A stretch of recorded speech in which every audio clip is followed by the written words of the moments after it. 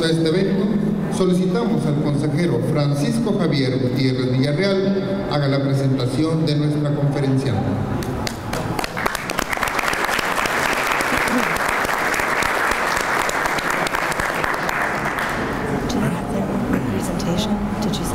Honorables jueces, magistrados y jueces y funcionarios del Poder Judicial, distinguidos funcionarios del Consulado de Estados Unidos de América, licenciada Liliana Coronado, felicísima diputada, compañeros abogados de los colegios de abogados de Nuevo León, bienvenidos todos. A nombre del presidente del Tribunal Superior de Justicia del Estado, licenciado Gustavo Gutiérrez, presidente del Poder Judicial del Estado de Nuevo León, damos a ustedes la más afectuosa bienvenida, diciendo que este acto que realiza el Poder Judicial con el Consulado General de los Estados Unidos de Monterrey sea un acto de continuidad dentro de la actividad del programa de Advancing Criminal Justice Reform, que es un esfuerzo que realiza el Consulado de Monterrey con el objeto de mostrar aspectos del sistema de justicia penal de los Estados Unidos. Y para tal fin, contamos con la visita de nuestra conferencista invitada, la señora licenciada Liliana Coronado, que es una experta en el sistema judicial norteamericano y que viene también a Monterrey para participar como ponente en un concurso de juicios orales que la institución norteamericana está organizando, y su presencia en Monterrey nos da la oportunidad de escuchar sus conceptos sobre el sistema judicial de los Estados Unidos. Nuestra conferencista, la señora Coronado, es defensora pública federal y trabaja actualmente en la Oficina Federal de la Defensoría en Los Ángeles, California, con muchos años de experiencia en este campo, y desde el año 2003 colabora activamente en esta dependencia. Fue asistente legal judicial para el honorable Warren J. Ferguson en el Tribunal de Apelaciones del Noveno Circuito. Asimismo sirvió como asesor del Comité Judicial de la Cámara de Representantes en Washington, D.C. durante 2 años. La señora Coronado estudió en la Escuela de Derecho de Stanford y tiene especialización de gobierno y estudios étnicos. Nuestra conferencista es hija de trabajadores agrícolas inmigrantes mexicanos. Es una satisfacción tener a la distinguida conferencista con nosotros. Me gustaría comentarle a los funcionarios de los Estados Unidos algunos datos informativos sobre la implementación de la reforma penal. En forma muy breve comentaremos: Nuevo León inició la transición a un sistema penal acusatorio con una reforma que entró en vigor en el año 2004, implementándose el juicio preponderantemente oral. Dicho sistema actualmente se aplica a causas cuyos hechos ocurrieron antes del 31 de diciembre de 2012.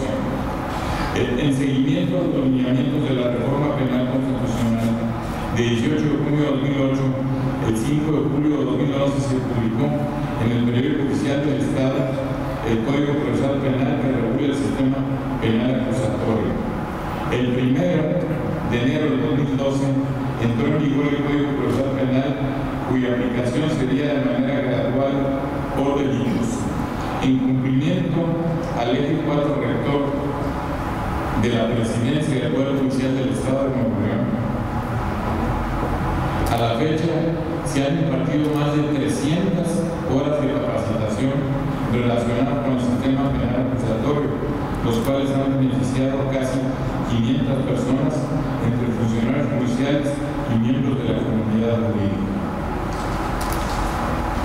Esta información era para los señores del Consulado de Estados Unidos de América, y como comentario también breve y final, les diremos que nosotros en Nuevo León tuvimos el sistema oral, que es una herencia de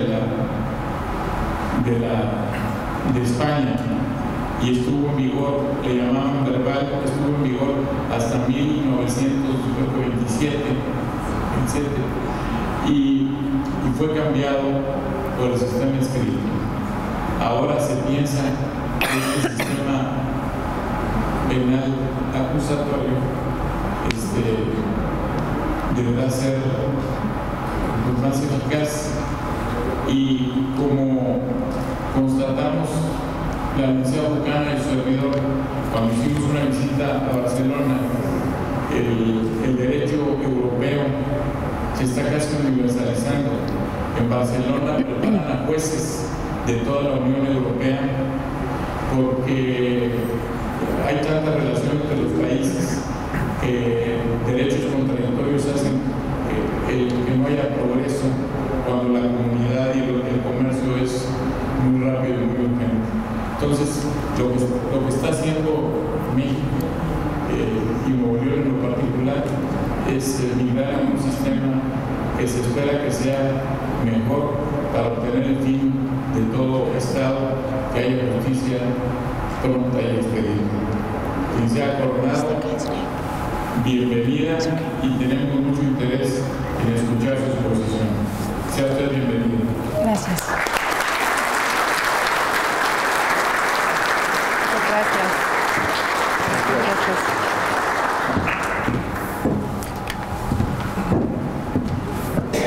Buenos días. Gracias, muchas gracias por esa introducción y por invitarme y tenerme aquí en su presencia para brindar un poco de lo que es mi experiencia. Como ya le han dicho, yo soy de padres inmigrantes. Como que no me gusta muy bien hablar aquí en un podio, así en un podium, pero si no me escuchan, si me alejo, me dicen que no me escuchan allá atrás, porque estoy acostumbrada como abogada de juicios orales, moverme un poco más, pero voy a tratar de permanecer cerca al micrófono.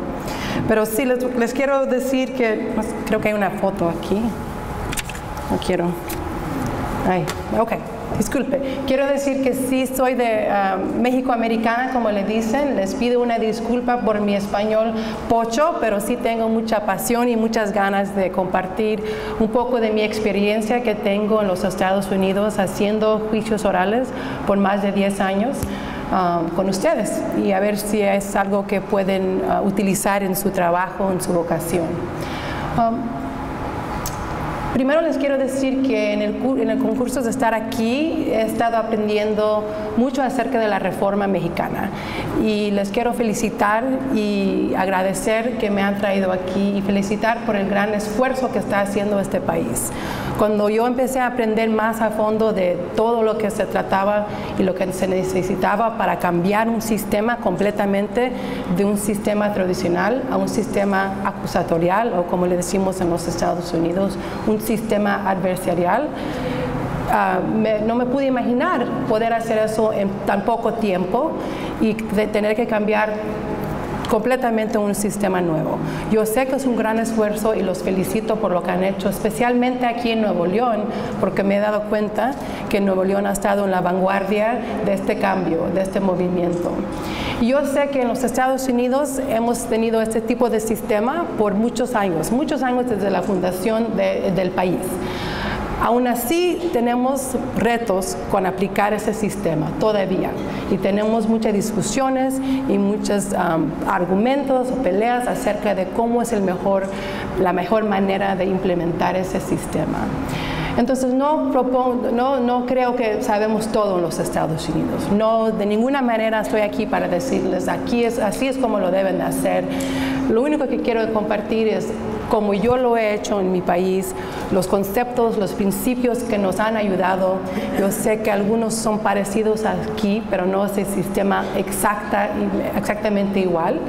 Entonces creo que quizás le puedo dar un poquito de mi experiencia para que tomen lo que puedan de ello en su trabajo y en este movimiento que ustedes están haciendo.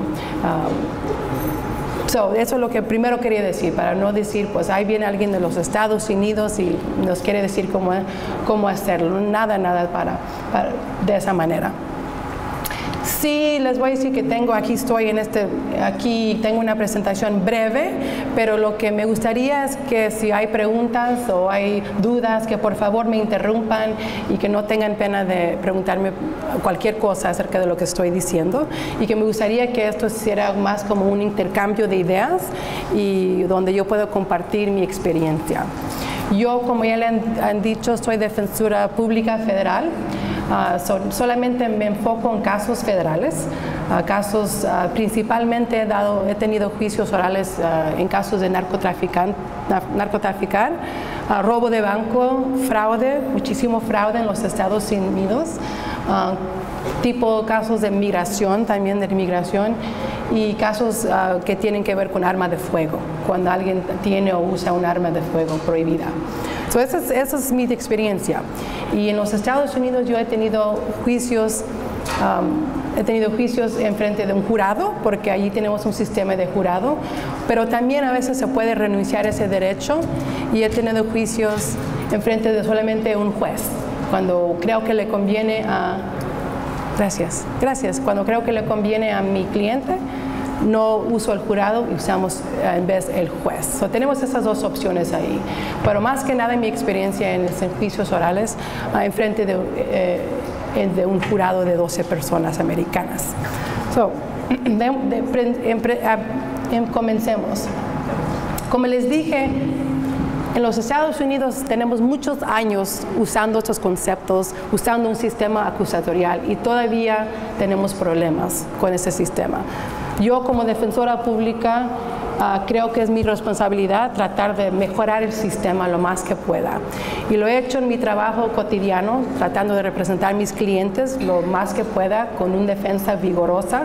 Pero también, como han escuchado, tomé 2 años de ir a Washington, D.C., al Congreso, para tratar de ayudar en el proceso legislativo también. Entonces, conozco un poco eso de escribir las leyes, tratar de implementarlas, y eso, ser una abogada de juicios orales me dio una perspectiva muy única en Washington, D.C., alguien que practicaba la ley, porque ahí tenemos mucha gente que, como les digo, no los quiero insultar, pero que no han ejercido como abogados, y están escribiendo las leyes que van a gobernar a los abogados, a los jueces, a los magistrados. Entonces yo me di como 2 años, como han escuchado, trabajando esas leyes para tratar de mejorarlas y tratar de asegurar que hay un sistema en los Estados Unidos también que es vigoroso y eficiente. Comencemos. A ver si puedo comenzar. No. Oh.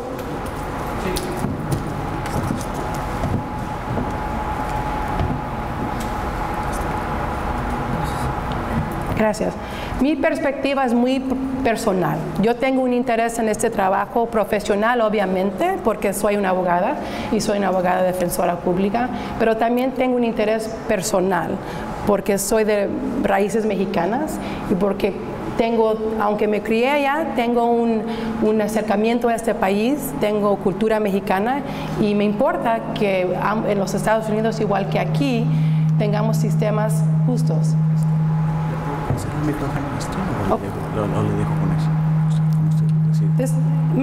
Es mejor. Oh, disculpe, perdón. Ok, puedo usar este si es mejor, ¿sí? Porque ese como que me está intimidando. Mi perspectiva es muy personal, ¿no es cierto? Yo soy una defensora pública, mi perspectiva de lo que tengo que decir va a ser a través de esa posición. Pero yo entiendo que hay otras personas aquí, hay jueces, magistrados, y quizás hay personas del Ministerio Público también. ¿Sí? ¿Sí? ¿Hay personas aquí del Ministerio Público? No se quieren identificar. No tengan miedo. Ok, bueno, pues digamos, al rato si se quieren exponer, se pueden exponer. Ok. Es mejor que 10 culpables se escapen y no que una persona inocente sufra. Y eso es un dicho, un dicho que dijo este señor, un jurista inglés. Y la razón por la cual lo pongo ahí es porque este es un principio fundamental en los Estados Unidos. Aunque hay gente que critica ese principio, hay gente que piensa que debe de ser de la otra manera, de que debemos de juzgar primero encontrar las personas culpables y que deben de comprobar su inocencia. Nuestro sistema en los Estados Unidos es al reverso y es el sistema que están adoptando ustedes. Y para mí ese es un sistema más justo. En los Estados Unidos creemos que es mejor sacrificar a una persona culpable que a una persona inocente. Y muchos de nuestros principios en la ley en los Estados Unidos, en el sistema acusatorial, tienen como eso una guía. Pero realmente existe tensión entre proteger los derechos de un imputado, proteger los derechos individuales o derechos humanos, como mucha gente los llama, y los medios judiciales que a través de los cuales se protege esos derechos. O sea, creemos en unos principios muy nobles, creemos en la inocencia del imputado hasta que se pruebe su culpabilidad más allá de una duda razonable, pero viene a un costo, porque si de veras vamos a darle fuerza a esos principios, tenemos que tener medios o remedios significantes. Y a veces, igual en mi entendimiento que aquí que en Estados Unidos, y entiendo que aquí también a veces al público no necesariamente le parece los compromisos que estamos haciendo para tener un sistema acusatorial. Existe una tensión. Un ejemplo de esa tensión que quiero compartir con ustedes, bueno, déjenme comenzar con esto, que los conceptos más controversiales son las reglas conformes a las cuales pruebas obtenidas en violación de preceptos constitucionales deben de ser excluidos del juicio. Ese es un remedio, le decimos allá, muy extremo, pero que sí se usa con frecuencia cuando es necesario. Cuando ha habido una violación del derecho del imputado muy grande, se puede y se debe, la ley ordena que se excluya las pruebas del juicio. Y a veces tiene que completamente tirar el caso porque no hay pruebas, porque se obtuvieron en violación de algún derecho. Y aunque este es un sistema en los Estados Unidos que hemos usado por muchos años, todavía le cuesta a los jueces poder implementar y efectuar ese remedio consistentemente. Como defensores públicos siempre estamos peleando y alegando que en esta situación, que en tal situación, se deben de excluir las pruebas porque fue una detención ilegal, por ejemplo, porque fue un arresto ilegal, porque fue una confesión forzada, o que la trajeron por medio que la sacaron por medio de tortura. Y aún así tenemos muchas peleas en los Estados Unidos con los jueces acerca de ¿se debe o se puede excluir esas pruebas? Porque la consecuencia a veces es muy grande, que el imputado, que ya sabemos que es culpable, quizás con las pruebas va a salir libre. Uno de los ejemplos que tenemos en los Estados Unidos que quizás ustedes conocen es la Cuarta Enmienda de la Constitución Americana, que dicta que se elimine pruebas del juicio si fueron obtenidas en violación del derecho de ser libre de allanamiento y detención sin orden. Si la policía llega a tu casa y te toca la puerta porque han escuchado, alguien les dijo, fulano de tal les dijo que estás vendiendo droga, digamos, de tu casa, si no tienen una orden de revisar o de allanamiento, o de arresto, no pueden entrar, no les tienes que abrir. Esto es un principio muy fuerte en los Estados Unidos. El efecto de que cuando hacen ese tipo de allanamientos sin orden judicial es que el caso se puede votar. No nada más las pruebas, pero completamente es quitarle esas pruebas que encontraron en esa casa al Ministerio Público. Quiere decir que no puede seguir el Ministerio Público con el caso. Entonces, es muy severa la sanción. Pero se hace este compromiso para que las personas inocentes no sean sujetos al abuso del poder. Para que los culpables, igual que los inocentes, tengan ese derecho de privacidad. Y hemos estado en los Estados Unidos, estamos de acuerdo con ese concepto, aunque sabemos que quizás, no quizás, pero en estos casos sabemos que son culpables porque han encontrado algunas pruebas contrabando en la casa que se van a dejar ir libre, que no vamos a procesar en contra de esa persona porque este derecho es tan fuerte. Pero no es sin controversia.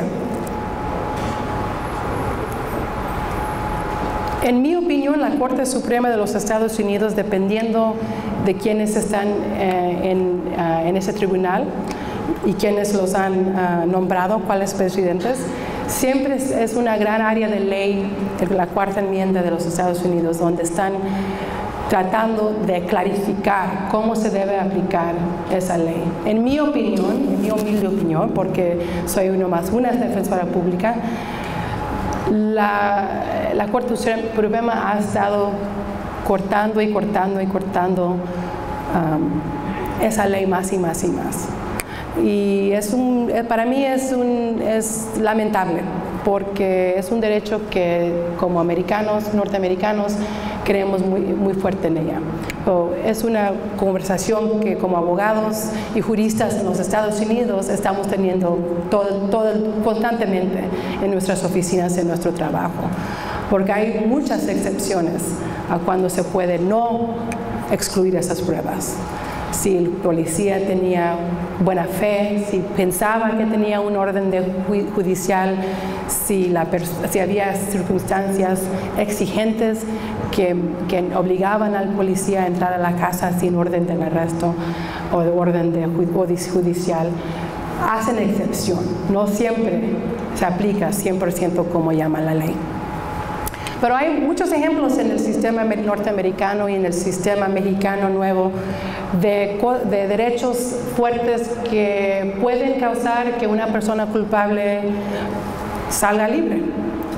Y son los principios más importantes, en mi opinión, al sistema, para que el sistema funcione eficazmente y justamente. La presunción de inocencia. La presunción de inocencia también la hemos tenido mucho tiempo en los Estados Unidos, pero todavía estamos tratando de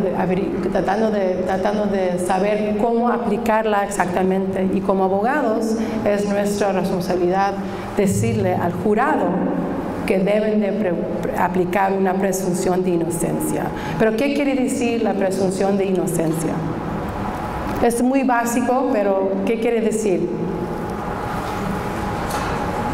Que cuando el imputado está sentado allí en la par de un abogado en el tribunal, se presume completamente inocente, que aunque haya, dígame, hasta que se pruebe lo contrario. Hasta que se pruebe lo contrario. Aunque haya una acusación formal en su contra, aunque haya sido arrestado, aunque el juez en este país ha escuchado diferentes cosas. Una gran diferencia es que, y para mí una cuestión interesante es que en los Estados Unidos el juez escucha la acusación formal, escucha cualquier moción que se pone para tratar de defender al imputado, escucha cuando hay desacuerdos entre la fiscalía, el MP y el defensor, sabe mucho del caso, pero cuando empieza el juicio, el jurado no sabe nada de eso. No le cuentan, no comparten nada de lo que ha pasado. No pueden saber. Los protegemos al jurado. Los 12 personas que van a juzgar solamente la culpabilidad o la inocencia de esta persona no pueden saber cómo fue el arresto necesariamente, no pueden saber si la detención la retaron como ilegal, pero luego el juez decidió que fue legal. Todo eso es muy aparte del juicio. Para mí es interesante pensar que el mismo juez que está escuchando todas las mociones pre-juicio, antes del juicio, va a también juzgar si esta persona es inocente o culpable. Pero en los Estados Unidos no se deja hablar nada de las mociones, ni del arresto, ni de la detención, ni de los problemas con las pruebas, necesariamente con el jurado. Pero el jurado, le explicamos, tienen que presumir a que esa persona es inocente, aunque hay una acusación. Y eso en realidad, como seres humanos, es muy difícil hacer. Es muy difícil hacer.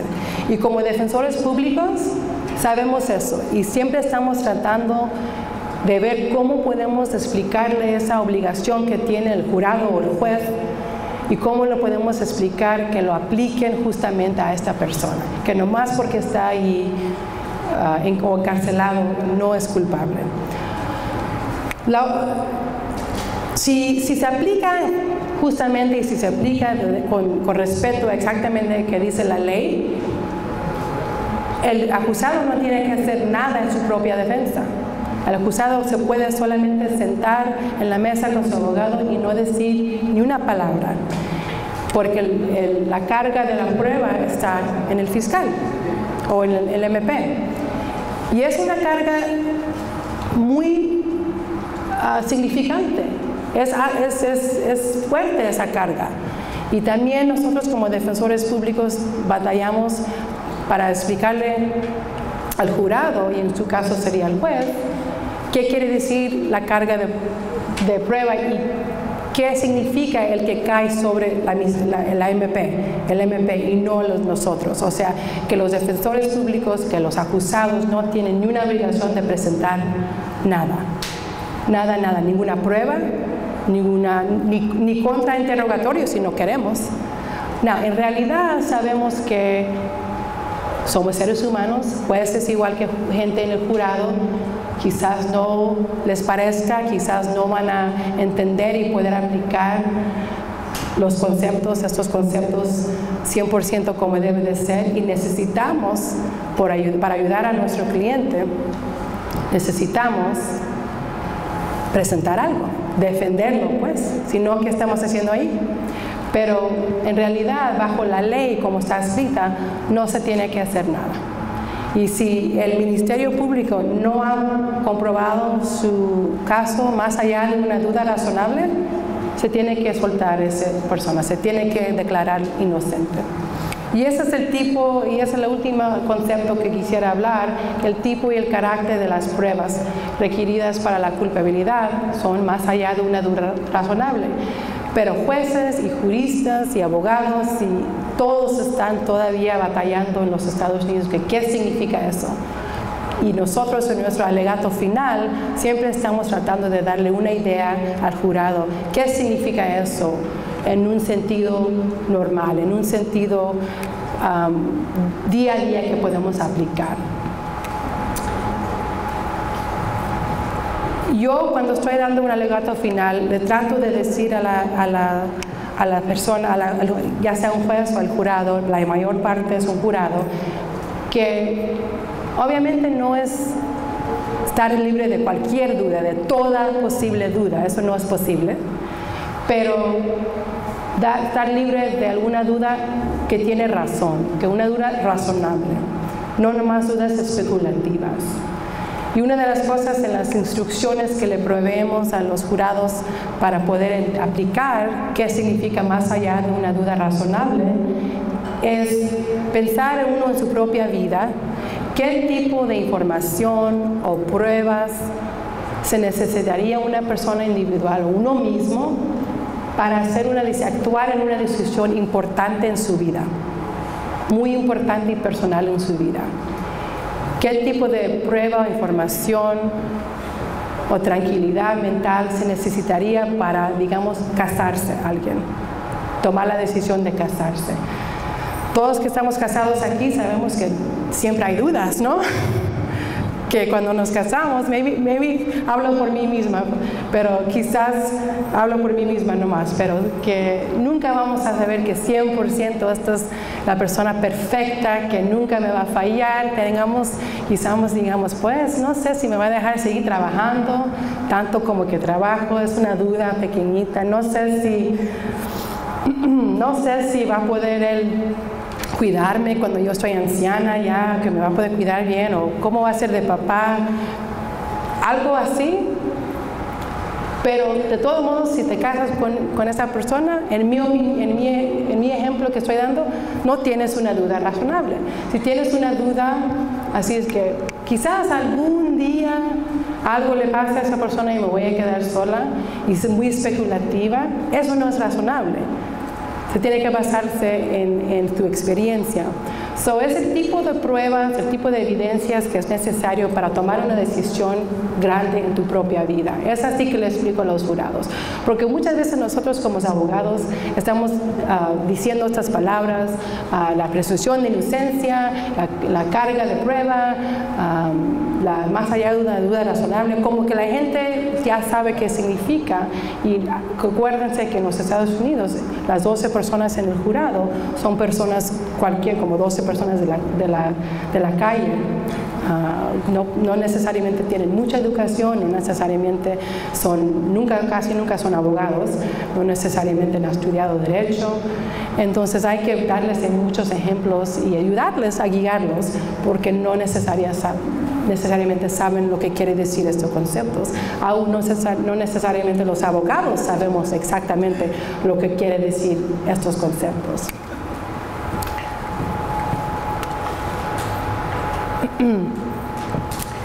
Este sistema adversarial o acusatorio que tenemos tiene un sistema de frenos y contrapesos para impedir el abuso del poder. Y eso es el punto que quiero decir.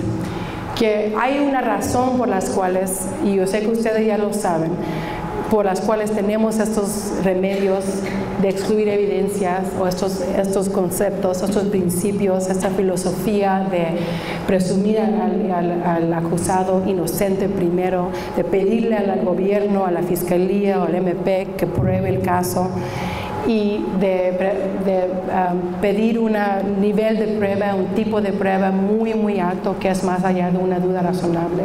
Y es porque creemos que debemos de tener un sistema de chequeos, un sistema de contrapesos para que no abusen del poder que tiene el gobierno.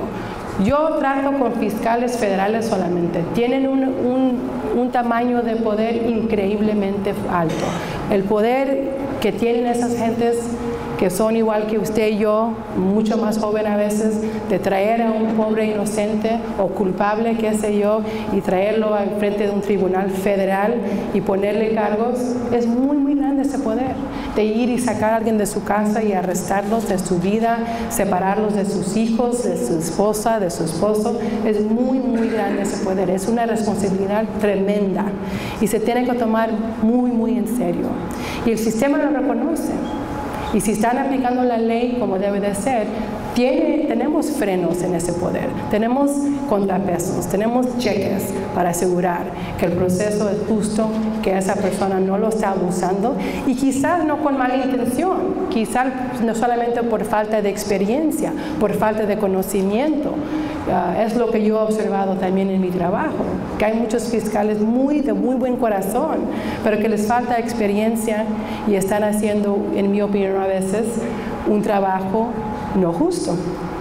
Y tengo muchos ejemplos que les puedo compartir de casos así. Ayer estaba compartiendo en otra charla que di acerca de un caso de una señora mayor, muy mayor, de 75 años, 76 años, que era mi clienta, que la acusaban de un fraude muy grande, donde ella estaba recibiendo beneficios del gobierno, seguro social, o sea, beneficios de retiro, que no le pertenecían. O sea, aquí estaba equivocada, pero pasó durante el transcurso de 10 años. Entonces era una cantidad que le dieron que no le pertenecía, de $100,000 sobre el curso de 10 años. Y la procesaron en contra de ella, sin ningún problema en toda su vida, ningún problema en su vida. Era una viejita señora de ese tipo de señora que mucho va a la iglesia y da servicio comunitario. Y yo vi esta carpeta, este expediente, y dije, aquí algo está mal. Esa es una persona que a los 75 años o los 65, cuando empezó el crimen o el delito, supuestamente, que se despierta un día y dice, voy a tomar este dinero porque lo necesito, me da la gana.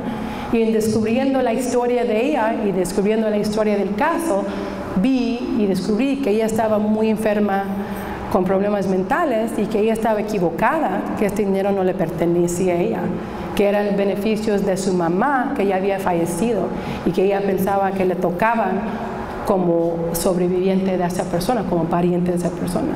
Pero la fiscalía, una fiscala que era muy nueva y no mala persona para nada, pero en su opinión ella tenía una versión de este caso muy simple, que ella necesitaba el dinero en su vejez y lo tomó, y que no le dijo al gobierno que le llegaban estos beneficios porque quería seguirlos usando, y que ella confesó y que era muy simple. Ahora, yo le pedí que tuviera un poco de compasión con esta señora, que la señora no era un criminal, sino que ella estaba equivocada y que ella quería regresarles el dinero, y sí se lo regresó. Se los pagó $100,000, vendió su casa donde vivía toda su vida, y se los pagó. Así de más se sentía ella que había cometido este error. Y aún así siguieron con el caso, siguieron con el caso. Y yo sabía, y yo trataba de hablar con la fiscalía y le decirles que están haciendo un error, que por favor tengan algo más, una resolución alternativa, como se dice, para esa persona, y me lo negaron. Entonces decidí tener un juicio enfrente solamente del juez, porque dije, ni un juez va a poder encarcelar a esta mujer o hallarla culpable. Y tuvimos ese juicio. Inmediatamente el juez escuchó los dos lados, y tuvimos un experto, gracias, y el juez en ese momento, a veces los jueces toman su tiempo, dicen vamos a tener un receso, lleguen mañana, o tomamos un receso y les doy mi decisión por escrito, que yo sé que es algo que no se va a usar en su sistema, pero allá todavía se usa. Pero ese juez dijo, nomás acabé mi alegato final, y dijo, no encuentro a esta persona culpable, no la encuentro culpable más allá de una duda razonable. No sé por qué trajeron este proceso en contra de esta señora. Entonces, no fue por malicia de la fiscalía, fue por inexperiencia, en mi opinión. Y creo que no lo hará otra vez esa persona, pero como defensora pública, siento más por mi cliente, que tuvo que ir por todo el transcurso de un juicio. Y algo interesante de ese caso, que ella estaba muy débil mentalmente y ya anciana, y no estuvo presente en la audiencia. Yo sé que anoche me contaron que aquí se tiene que estar el imputado presente, y normalmente en los Estados Unidos también, pero es un derecho del imputado. Entonces, si el imputado decide no estar presente en alguna audiencia, puede, pero es muy muy raro. Fue el único caso que he tenido, y solamente porque ella tenía un doctor, un psiquiatra, que me dijo a mí que si ella está en el tribunal durante el juicio, durante el estrés y la presión, la puede provocar una quiebra mental y que va a tener que estar hospitalizada. No quisimos eso, ni el juez ni la fiscalía, ella no estuvo presente, nomás estuvo afuera en un cuarto de conferencia que tenía. Eso es un ejemplo de del tipo de poder que tiene la Fiscalía. Obviamente ustedes lo conocen, pero en mi trabajo me gusta mucho ponerme en los zapatos, en la piel de mi cliente, en pensar. Para mí quizás me puedo poner nerviosa en frente de un juicio o mucho estrés, me quedo muchas noches preparando, pero no se compara a lo que el cliente está sintiendo a tener que defenderse en frente de un juez o un jurado. Y lastimadamente sentí que la Fiscalía deberían haber hecho en ese caso algo muy diferente desde el comienzo. Pero les digo todo eso, les comparto todo eso para decirles que es un poder, el poder del gobierno federal en los Estados Unidos, increíblemente espantoso, y que hay que tener un sistema de contrapesos y cheques para que no se abuse ese poder, porque a veces se puede abusar sin querer queriendo, como se dice. Bueno, ¿qué es, ya que les hablé un poco de esa experiencia, qué se necesita para lograr un sistema acusatorio justo? Obviamente se necesita todos ustedes jueces justos y imparciales. Eso es obvio, eso es lo principal. En los Estados Unidos también se necesita un sistema de jurado, pero aquí se enfoca en el juez. Eso es obvio, se necesita. Se necesita también recursos. Ayer estuve hablando con una señora que habla que hay falta de recursos para los defensores, para poder llevar a cabo su trabajo, y que es un problema, que la MP tiene muchos recursos para tener las pruebas, presentarlas, investigar, y que los defensores no tienen muchos recursos, y les digo, es igual en los Estados Unidos. Siempre hay una inigualdad entre el dinero que el gobierno les provee a la Fiscalía y el dinero que les provee a los defensores públicos. Pero no me puedo quejar mucho, porque aún así yo tengo los suficientes recursos. No se comparan a los que tiene la Fiscalía, pero tenemos suficientes recursos. Yo tengo un caso ahorita de una persona, también un anciano, que supuestamente lo están acusando porque supuestamente él estaba en Tailandia y Camboya, importando antigüedades ilegalmente a los Estados Unidos y vendiéndolos, o sea, relicos culturales significantes. Y probablemente me van a mandar mi trabajo a Tailandia y Camboya para investigar, porque allá es donde los compró, allá es donde hizo los tratos con el gobierno de esos países. Tenemos recursos para contratar un experto, médico, psiquiatra, en ese caso que les acabo de contar, pero sí nunca se compara a los recursos que ellos tienen.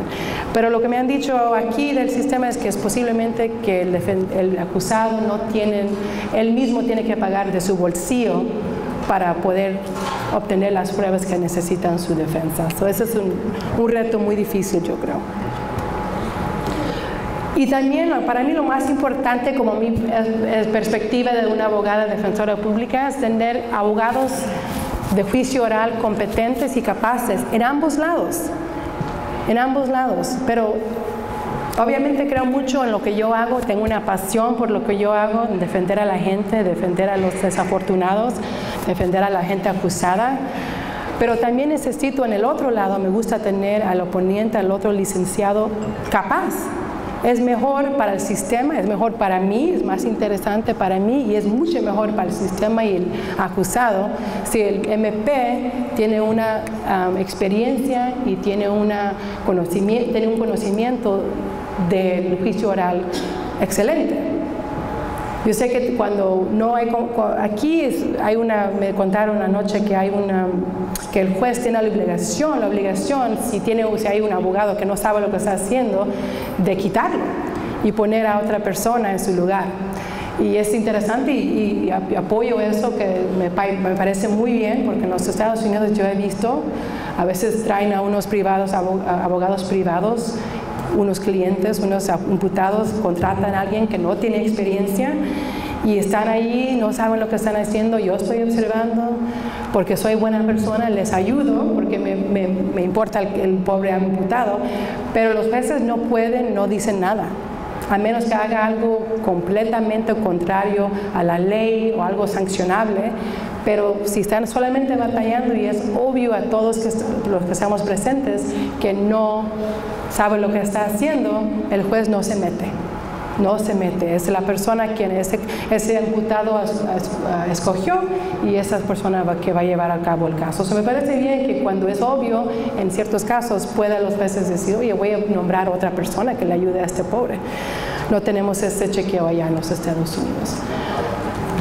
Pero cuando tenemos abogados de juicio oral competentes en ambos lados, sabemos que el sistema va a seguir fuerte, que va a seguir en vigor. Sabemos que las convicciones que tenemos de la gente es que de verdadmente son culpables y que no nomás fue fácil hallar los convictos. Podemos tener fe y podemos tener orgullo en nuestro sistema judicial. Y por eso es muy, muy importante para tener.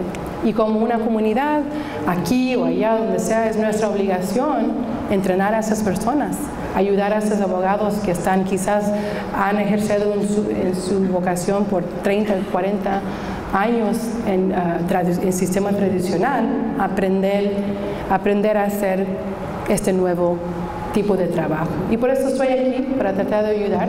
Ayer estuve hablando con muchos estudiantes en la Escuela de Derecho, con los defensores públicos, mi gente, estuve hablando con ellos también y creo que voy a seguir hablando con otras personas, otros grupos.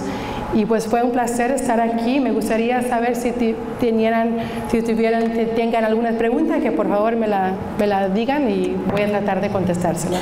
Muchas gracias por su atención.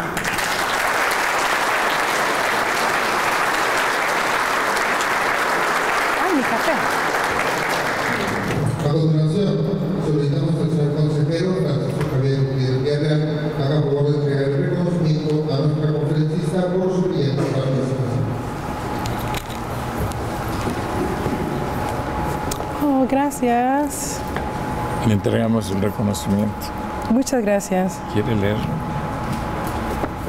Dice: el Consejo de la Judicatura del Estado de Nuevo León otorga el presente reconocimiento a Liliana Coronado por su valiosa participación como expositora de la conferencia magistral Los juicios orales y la transparencia judicial, realizada en las instalaciones del Poder Judicial del Estado de Nuevo León y firmado por el licenciado Gustavo Adolfo Guerrero Gutiérrez, que es el presidente del Tribunal Superior de Justicia y del Consejo de la Judicatura del Estado, y también firmado por el licenciado Francisco J. Gutiérrez Villarreal, consejero de la Judicatura del Estado, Monterrey, Nuevo León, arriba Monterrey, el 13 de marzo del 2014. Muchas gracias.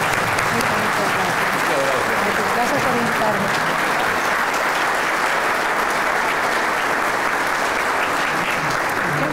En lo anterior, damos por terminado el presente evento. Muchas gracias a todos por habernos acompañado.